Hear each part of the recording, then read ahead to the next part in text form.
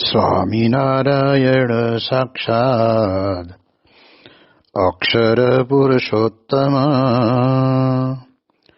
સર્વેભ્યઃ પરમં શાંતિં આનંદં સુખમર્પયેત.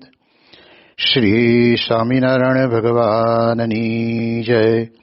શ્રી અક્ષર પુરુષોત્તમ મહારાજની જય. શ્રી ગુણાતીતાનંદ સ્વામી મહારાજની જય. શ્રી પ્રમુખ સ્વામી મહારાજની જય. શ્રી મહંત સ્વામી મહારાજની જય. પ્રગટ ગુરુ હરિ પરમ પૂજ્ય મહંત સ્વામી મહારાજની આજ્ઞા અને આશીર્વાદથી આપણે બધાએ નિત્ય પ્રાતઃ કથાનો લાભ લઈ રહ્યા છીએ. આજે આપણા માટે માર્ચ મહિનાની 10મી તારીખ અને રવિવારનો મહાપવિત્ર દિવસ છે અને 1181મી સભા થાય છે. કહત હૈ સહજાનંદ એ વિષય ઉપર 832મો દિવસ થાય છે. ભગવાન સ્વામિનારાયણ આપણને ગરડા પ્રથમ પ્રકરણના 56ના વચનામૃતની અંદર જે સંતને કે જે સત્પુરુષને ભગવાનનો યથાર્થપણે મહિમા સમજાયો છે એના લક્ષણની વાત આપણને શાસ્ત્રો દ્વારા સમજાવવા પ્રયત્ન કર્યો કે જેની અંદર કર્તા સાકાર સર્વોપરી પ્રગટ અને દિવ્ય એવી ભાવના પોતાના જીવનની અંદર ભગવાનને પ્રત્યે હોવી જોઈએ. એમાં સૌથી વિશેષ આપણને બધાને સ્પર્શી જાય એવી વાત આપણે આપણા ગુણાતીત સત્પુરુષોમાંથી જોઈ કે ભગવાનને પ્રત્યક્ષ ભાવે અષ્ટ પ્રકારની મૂર્તિઓમાં પણ ભગવાન સાક્ષાત બિરાજમાન છે. એવા ભાવથી દર્શન સ્પર્શ અને પોતાના જીવનની અંદર અંતરની અંદર પૂર્ણપણે સ્વીકારતા હોય એવા પ્રસંગોનું રસપાન આપણે બધાએ કર્યું. તો હવે આપણે વિચાર કરવાનો કે આવો મહિમા જ્યારે આપણને સમજાશે, ભગવાનને આપણે માનીએ છીએ એટલે આપણે આસ્તિક તો કહેવાઈએ, પરંતુ જ્યાં સુધી આપણે ભગવાનને વિશે પ્રત્યક્ષ ભાવ નથી આવ્યો ત્યાં સુધી આપણે મહંત સ્વામી મહારાજ ઘણી વખત વાત કરે છે કે ઊંડે ઊંડે છાનું નાસ્તિકપણું આપણામાં પડેલું છે. હું જે ક્રિયા કરું છું એ તમામ ક્રિયાને ભગવાન અને સત્પુરુષ જુએ છે. માત્ર ફરક એટલો છે કે જોવા છતાં પણ આપણને ક્યારેય કોઈ દિવસ ટકોર કરીને કહેતા નથી. એને સમજાશે ને ત્યારે પોતે પોતાના જીવનની અંદર જે કંઈ નાની મોટી ક્રિયા કરી હશે, જે શાસ્ત્ર વિરુદ્ધ કરી હશે, સમાજ વિરુદ્ધ કરી હશે, અથવા તો આપણા શાસ્ત્રોની અંદર નીતિ નિયમો આપ્યા છે એમાં પણ એણે એનું પાલન કર્યું નહીં હોય, એ બધું જાણે છે. આપણે જાણીએ છીએ કે ભાઈ આપણને ખબર જ છે કે આ જગ્યાએ સર્પનો દર છે, ગમે ત્યારે નીકળે નક્કી નહીં. અને તેમ છતાં પણ માણસની અંદર હાથ નાખે તો સર્પ દંશ કરવાનો જ છે અને એને ભોગવવાનું છે. એમ આ લોકની અંદર પણ આપણે જ્યારે સત્સંગની અંદર જોડાયા છીએ ત્યારે પણ આપણે આટલું તો અંતરથી સ્વીકારવાનું કે હું જે ક્રિયા કરું છું તે બધું જ મારા ઈષ્ટદેવ ભગવાન સ્વામિનારાયણ અને મહંત સ્વામી મહારાજ અને પ્રમુખ સ્વામી મહારાજ બધું જાણે છે.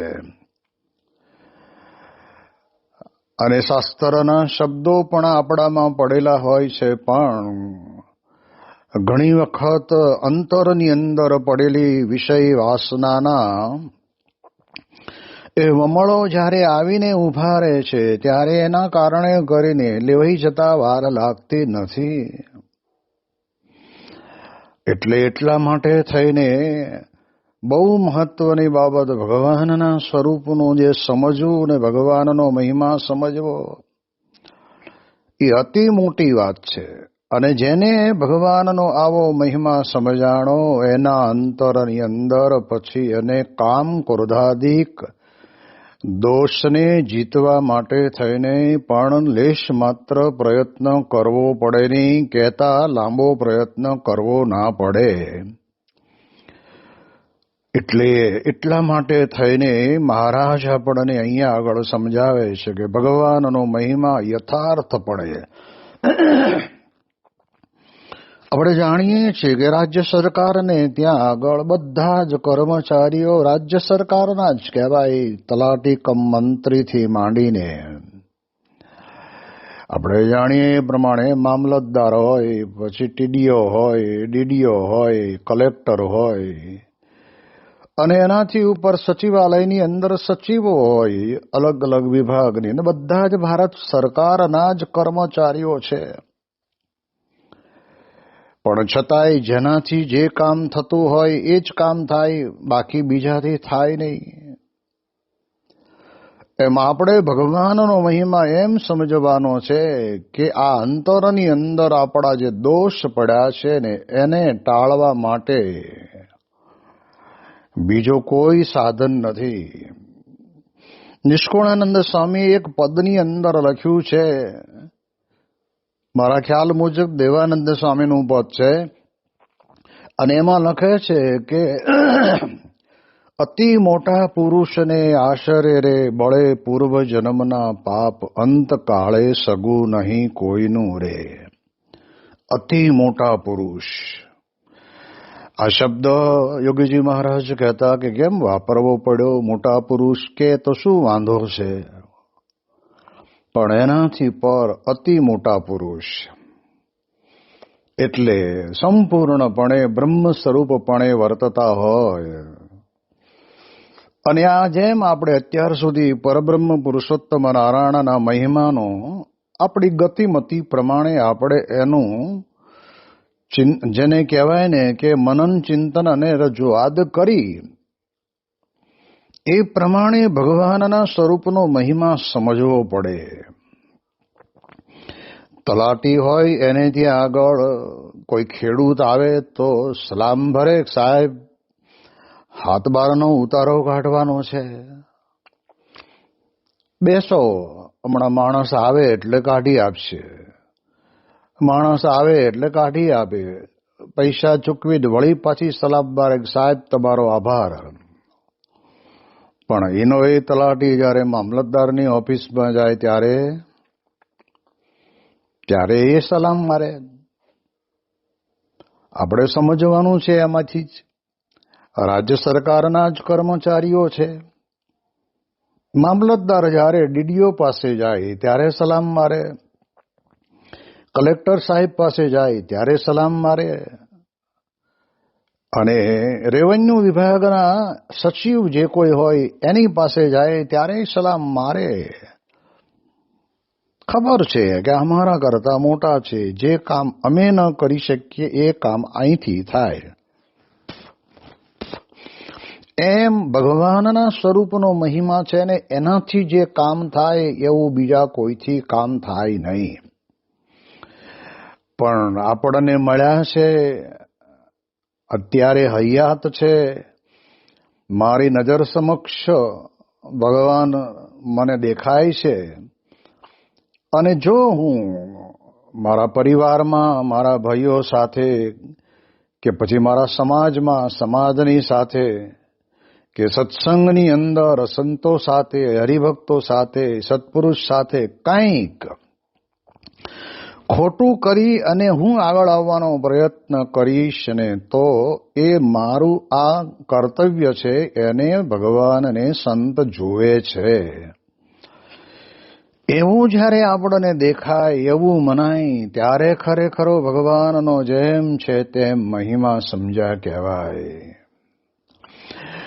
પ્રમુખ સ્વામી મહારાજ અમૃત મહોત્સવ વખતે સભાના સ્ટેજ ઉપરથી પોતાના જે ટેમ્પરરી બનાવેલો નાનો એવો ઉતારો હતો, એ ઉતારે જ્યારે ગાડીમાં બેસીને પધારતા હતા, અને ત્યારે એક સંત પોતે ત્યાં આગળ બાપાની ગાડી પાસે આગળ જ બાપા જે આગલી સીટમાં બેઠા હતા, અને ત્યાં આગળ આમ સામાન્ય ભિખારીનો વેશ કાઢેલો હોય, અને એની બોલી ચાલી, એની ક્રિયા જે પ્રમાણેની હોય એવી જ પ્રકારની ક્રિયા કરીને પ્રમુખ સ્વામી મહારાજને ગાડીને ઊભી રખાવી, અને બાપાને કહ્યું કે બાપા કાચ ખોલો અને 2 दिन से मैं बहुत भूखा हूं, कुछ मुझे दीजिए, आप सबको देते हैं तो मुझे क्यों नहीं देते, એમ કરીને જે કંઈ એને ભગવાને સુજાડ્યું છે આ રમત કરવા માટે એ પ્રમાણે બોલ્યા. જો હવે ભગવાનનો મહિમા કેવો સમજે છે, તરત જ પ્રમુખ સ્વામી મહારાજે કહ્યું કે हम तो आगे बैठे हैं, नौकर है, सेठ तो पीछे बैठे हैं.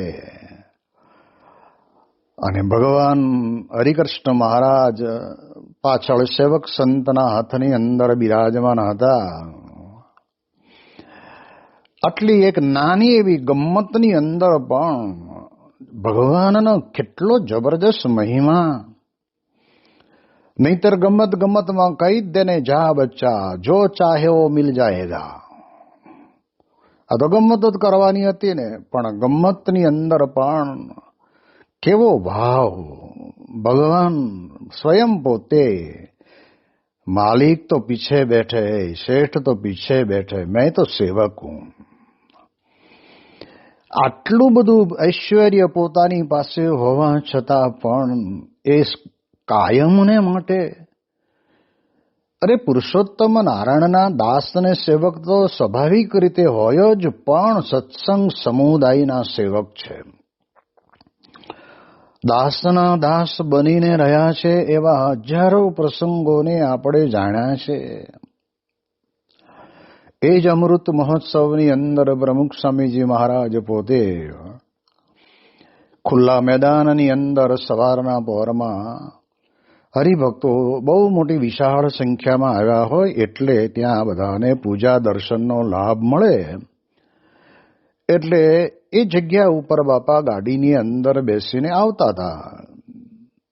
આ અમૃત મહોત્સવના સમયનો જ પ્રસંગ છે. એમાં 2 ભાગની અંદર ઉત્સવ ઉજવાયો હતો. ત્યારે ગામોની અંદરથી છે, કચ્છ ભુજથી માંડી અને ભારતભરમાંથી એ વિભાગ કર્યો તો એ પ્રમાણે બધા ભક્તો આવતા હતા. એટલે ગામડાવાળા તો બધા બિચારા થેલા થેલી કે પછી મહિલાઓના માથે એવું કોઈ પોટલું મૂકેલું હોય. પ્રમુખ સ્વામી મહારાજ પોતે ગાડીમાં બેસીને આવતા હતા ને ત્યારે આગળ આગળ બધા ઉતાવળે બાપાની પૂજાની અંદર હાજર થવા માટે પોતાનો સામાન ઉપાડીને છેક આ બાજુથી તે છેક ઓલે છેડે હલતા જતા હતા. કેટલાક વડીલો હતા, કેટલાક લાકડીના ટેકે ચાલતા હતા કે છેલ્લે પણ બાપાના જન્મોત્સવનો લાભ લઈ લે ને, આ તો અમૃત કહેવાય. એમના મનની અંદર વિચાર કયો આવ્યો? એમનો જ જન્મોત્સવ જેને કહેવાય ને કે સુવર્ણ મહોત્સવ ઉજવાતો હતો, અમૃત મહોત્સવ ઉજવાતો હતો. તો સ્વાભાવિક બીજી શું એમને માટે બધી જ વ્યવસ્થા સ્વાભાવિક રીતે આપણે કરીએ પણ ખરા. એમના મનની અંદર વિચાર આવ્યો કે આ બધા જ શાસ્ત્રીજી મહારાજ યોગી બાપાના વખતના આ જૂના હરિભક્તો બધા તાજ પર ને આ બાજુ ખાંભળા ને ઓલી બાજુ જમરાળા ને પછી આમ જો તો રોઈશાળા ને નિંગાળા ને કેરિયા ને આ બધા બોટાદ ને તાજપર ને બધા ગામડાના આવતા હોય. બધા સ્વામી બાપાને તો ખબર પડી જાય વેશભૂષા ઉપરથી. એ બચારા બધા પરાણે હાલીને ક્યારે પહોંચશે? એની અંતરની અંદર એમને ઈચ્છા થઈ પોતાની વ્યવસ્થા સચવાઈ છે એ તો સારું છે, આપણા માટે આપણી ગુરુ ભક્તિ છે, પણ જેમનો આવો અમૃત મહોત્સવ ઉજવાતો હોય એ કેટલા સેવક બનીને રહ્યા છે. અને જેવા બાપા સ્ટેજ ઉપર વધાર્યા અને પોતાના આસન ઉપર બિરાજમાન થયા એટલે એમની ચપળ નજરની અંદર તો કોણ ક્યાં ઊભું છે એ બધી જ ખબર હોય. એ ગાડીની અંદર આવતા હશે ત્યારથી એમના મનની અંદર રટન હશે કે આ બધો વિભાગ સંભાળે છે કોણ, તો કે ઋષિરાજ સ્વામી. એટલે જઈએ એટલે તરત એને મળવું, અને ત્યાં તો લિફ્ટની આગળ જ કંઈક ઋષિરાજ સ્વામી ઊભા હશે. પાટ ઉપર બેઠા અને સ્વામી કહે ઋષિરાજ સ્વામીને બોલાવો. જ્યાં ભગવાનની પૂજા કરવા માટે પોતે પધાર્યા છે. સ્વામી એમને બોલાય અને સ્વામી કે હમણાં હું આવતો હતો ને ત્યારે આ બધા વડીલો બિચારા બધા ચાલતા ચાલતા આવતા હતા, હવે પાછા આ સભા પૂરી થાય એટલે વળી જવાનું ઓલી બાજુ, એટલે જમવાનું એમને ત્યાં બહુ લાંબુ ચાલવું પડે, તો આપણે કંઈક આવવા જવા માટેનું કંઈક વાહનની વ્યવસ્થા ન કરી શકાય? અને કરો તો સારું. અને ત્યારે ઋષિરાજ સ્વામીએ તરત જ બાપાનું વચન ઝીલી લીધું અને આપણે ત્યાં આગળ ટ્રક ને ખટારા ને આઈસર ને ટ્રેક્ટર ને બધું ઘણું હતું. અંદર નગરમાં ફરવાનું હતું, એટલે બહાર તો કંઈ જવાનું હતું, એટલે કોઈ વાંધો નહોતો. એટલે તાત્કાલિક ધોરણે ત્યાં આગળ એમણે બધી વ્યવસ્થા કરી દીધી. જો એમને પોતાને અંતરની અંદર સંબંધવાળા ભક્તોના પણ પોતે સેવક બનીને રહે છે, અને માત્ર અહીંયા આગળ એક રમત ગમતની અંદર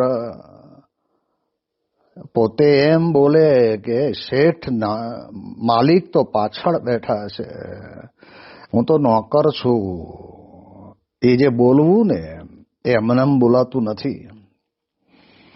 આ ભગવાનનો મહિમા બહુ મજાની વાત છે. આ સત્પુરુષનું જીવન એટલું દિવ્ય છે ને, જ્યારે આવા પ્રસંગો સાંભળીએ ને ત્યારે આપણને અંતરની અંદર આમ અહોપણું થાય. અરે ક્યાં એમની બ્રાહ્મી સ્થિતિ, શ્રીમદ ભગવદ્ ગીતાને વિશે બ્રાહ્મી સ્થિતિની જે વાતો કરી છે એવી અદ્ભુત વાતો નું જીવન જીવનાર સાક્ષાત સત્પુરુષ છે.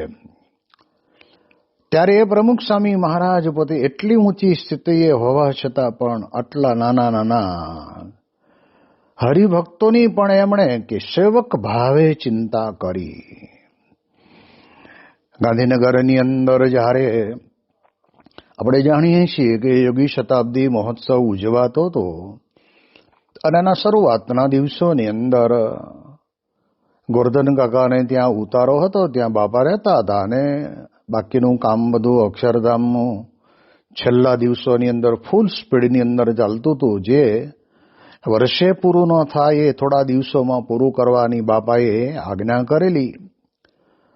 અને આ બાજુ બધા ડિપાર્ટમેન્ટ વાઇઝ ત્યાં આગળ જે પોતે પ્લાનિંગ કર્યું હોય એ પ્લાનિંગ પ્રમુખ સ્વામી મહારાજની પાસે આવીને બતાવે. રસોડા વિભાગના સંતો ત્યાગવલ્લભ સ્વામી ને બધા સંતો ત્યાં આવ્યા છે, અને કહ્યું બાપાને કે બાપા આ વખતે આપણે આ ગાંધીનગર ગુજરાતનું કેપિટલ કહેવાય, અને એના કારણે કરીને અહીંયા આગળ આપણે થોડી જમવાની વ્યવસ્થામાં થોડુંક એવું વિચાર્યું છે કે સરકારી દરબારી અધિકારીઓ, સચિવો કે મંત્રીઓ આવે એના માટેનું એક બેઠક વ્યવસ્થા જ માત્ર જુદી, પછી એનેથી નીચેના અધિકારીઓ આવે એના માટેની પણ બેઠક વ્યવસ્થા જુદી, આપણા સત્સંગની અંદર બધા મુખ્ય મહાનુભાવો જે કહેવાય એની બેઠક વ્યવસ્થા જુદી, અને સ્વયંસેવકોની બેઠક વ્યવસ્થા જુદી, પણ બધું બનવાનું એક સરખું.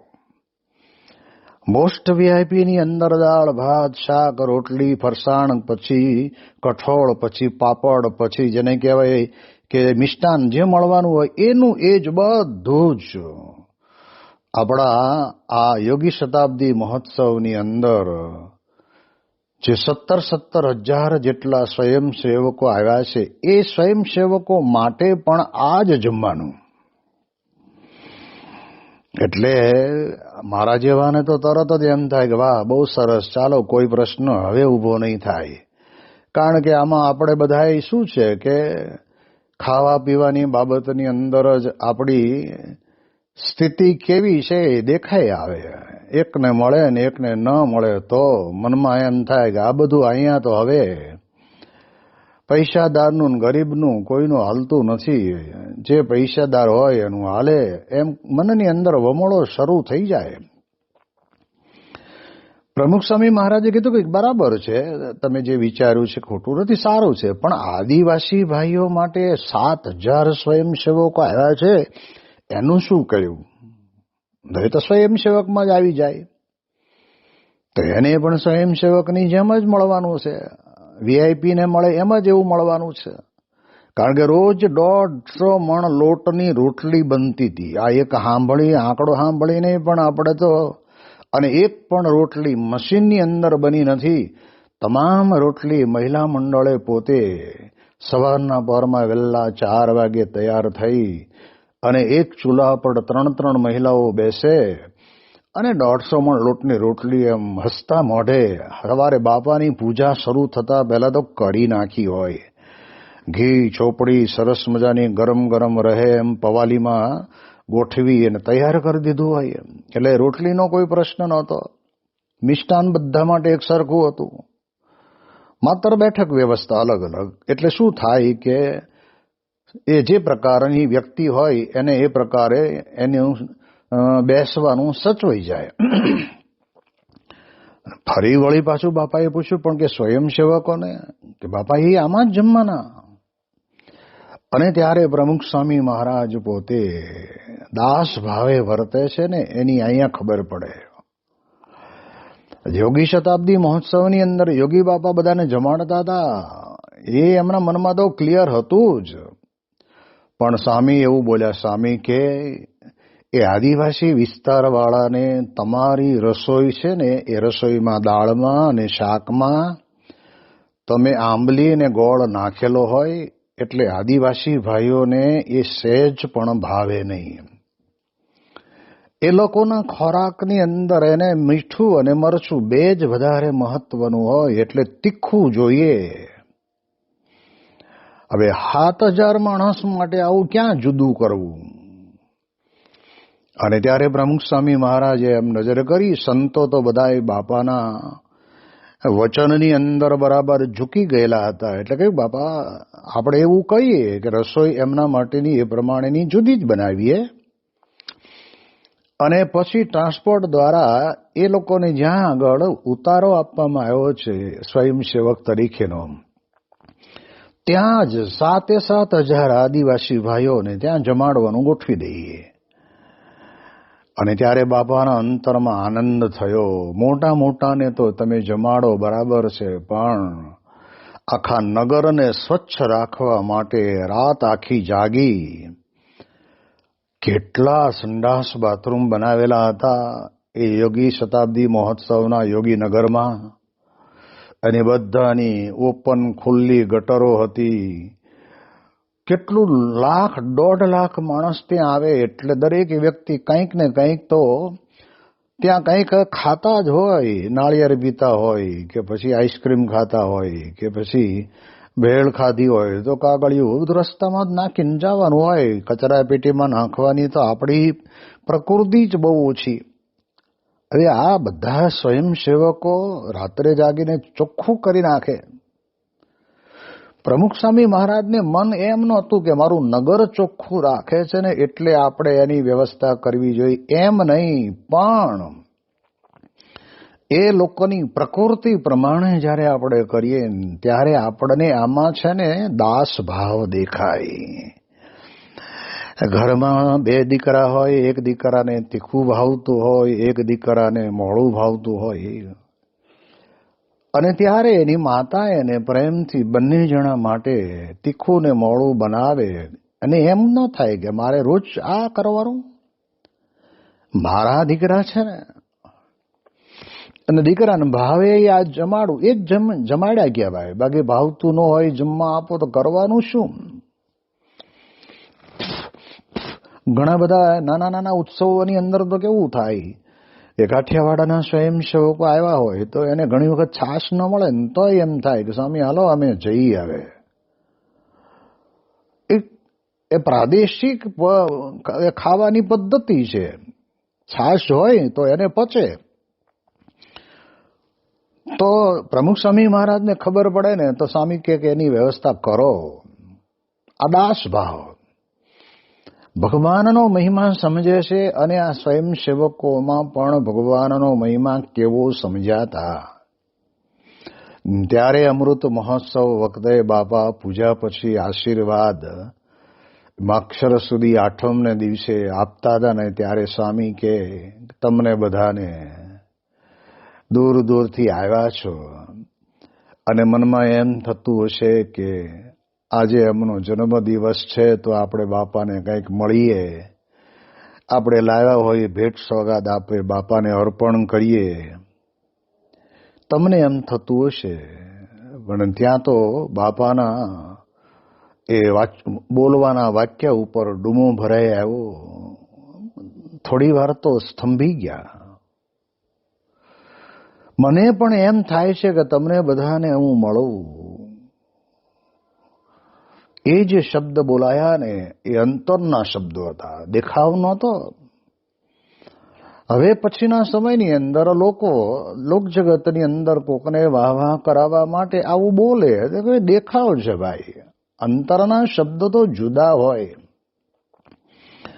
એટલે તમે બધા મને ઉદાર દિલથી માફ કરજો.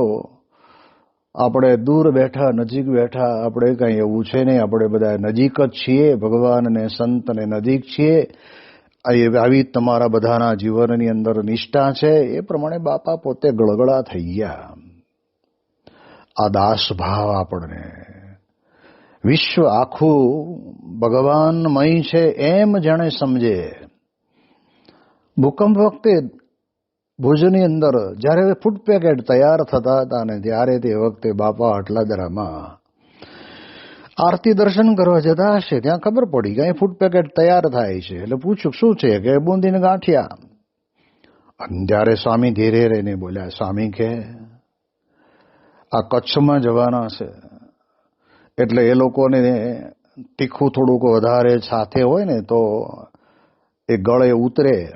અને આમાંય કચ્છી લોકો મરચું વધારે ખાતા હોય એટલે એમાં આથેલા 2-4 મરચા પણ મૂકજો. માતાને પોતાના બાળકને શું ભાવે છે એવી પ્રકારની અંતરની અંદર જે જાણપણું છે એમને એવું જ આવા દાસ ભાવે વર્તનારા ગુણાતીત સત્પુરુષ એ માત્ર મૂર્તિનો જ મહિમા સમજે એટલું નથી. હવે એ જે ફૂડ પેકેટ જવાના હતા એ કે માત્ર સત્સંગી પૂરતા નહોતા. એ તો ભુજ ને ભુજની આજુબાજુના કેટલા બધા ગામડાઓની અંદર મકાનો પડી ગયેલા, ઘર બેઘર બની ગયેલા, ખાવા માટે સીધું સામાન રેલું નહીં. એ બધાને તાત્કાલિક ધોરણે ત્યાં પહોંચે એટલા માટે તો એ તો એમાં બધી પ્રકારની જ્ઞાતિના માણસો હોય અને એને બધાને પહોંચાડવાના હોય. તો એમાં સ્વામી બાપાના અંતરની અંદર કોઈ પણ પ્રકારનો ભેદભાવ નથી. ભગવાનનો મહિમા સમજે છે ત્યારે ભગવાનના ભક્તનો કહેતા કે વિશ્વની અંદર દરેક વ્યક્તિનો એટલો જ ભગવાન જેવો મહિમા સમજનારા પુરુષ હોય ને એને જ યથાર્થ ભગવાનનો મહિમા સમજાણો કહેવાય. અને ત્યારે જ એમના અંતરની અંદર કહે છે મહારાજ કે જગત સંબંધી કોઈ પણ પ્રકારની કામના એમાં હોય નહીં. આવા ગુણાતીત સત્પુરુષ જે આપણને પ્રાપ્ત થયા છે તો આપણે એમાંથી કંઈક શીખીએ. આ બધા પ્રવચનોની અંદરથી ભગવાનનો મહિમા સમજવાનો. બસ હું મારા માટે કરું છું પણ મારા સત્સંગની અંદર સત્સંગ મંડળમાં કોઈક એવો હરિભગત એવો હોય કે જે 12 મહિને બચારો એક સાદી સુખડી જેવું મિષ્ટાન પણ ઘેરેનો ભાળ્યું હોય તો કોક દાડો આપણને વિચાર આવવો જોઈએ કે કાં તો આપણે આપણા ઘરે એને બોલાવીને જમાડીએ, કાં તો એને ઘરે આપણે મોકલાવીએ, તો એમાં રહેલો પરમાત્મા ભગવાન આપણા ગુરુ રાજી થશે. એમ મહિમા સમજીને કે છાપામાં કાલ આવે એવી રીતે નહીં. એક જ વિચાર કે બસ આપણા સત્સંગની અંદર છે ને ભલે ગરીબ રહ્યો પણ અક્ષર પુરુષોત્તમ મહારાજને આશરે બેઠેલો ભગવાનનો ભક્ત છે. જોડી બે જોડી કપડાં આપી શકાય તો આપવા. તો આપણને આમ કરતા કરતા ભગવાનનો જેવો છે એવો મહિમા વિશેષ સમજાય. એની વિશેષ વાતો આપણે આવતીકાલે કરીશું. શ્રી સ્વામિનારાયણ ભગવાનની જય.